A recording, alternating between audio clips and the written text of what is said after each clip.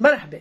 كي تخرج تقضي من الاسواق جودي بيان من الاسواق وتلقى طماطم رخيصه كيما في سوق حي الزهور توصل ل 800 والدينار طايبه لا محاله ماهيش يابسه، انا نستغلها مع طريف شريحه دياري اللي انا مصبرتها من الصيف وتعمل بيها طماطم معجونه تهبل.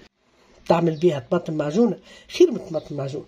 علاش؟ خاطر انت قديتها في الدار. شوفك الطماطم شا رينا هذه تو غليت في الماء البارد، وقت اللي بقبق خليتها ساعة وهي تغلي، وخليته الماء اللي مغدوه باش خرجتها من الماء تبقالك كي رزيق الحلال.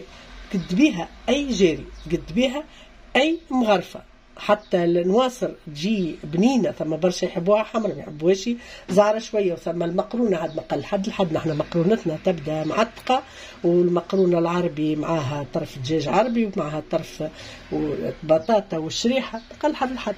طريف معناتها متاع 3 كيلو كيما هكا، نزيدها طريف طماطم شريحة، هذه الشريحة متاعي، ونزيدها طرف بصل، وكل كعبة طماطم نحلها كيما هكايا هاكا رينا. حتى العرق الابيض مش عاملة الزريعة ما نحيهاش، تنحى وحدها وقت اللي نرحيها.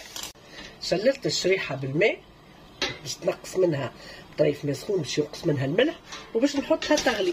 بعد نخلط عليها الطماطم الاخرى باش نخلطها على الشريحة، ونزيد نقص لها بصل ونخليوها تغلي حتى لين يهباو الكل.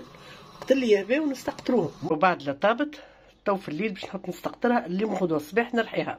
تو باش نرحيوها ونصفيوها. الطماطم كيفاش جاي تغسل تهبل هنا كي طماطم معجون. حطيتهم في الثلج، رميتهم بالماء بارد وغميتهم بالماء. واذا كان ما تغموش تحط لهم شريقه كيما هكاكا زيت باش معناتها تخليهم ديما في الماء السخون، وتغليها. وقت اللي تبقبق تخليها ساعه وما تخرجهمش كان ليمون غدوه.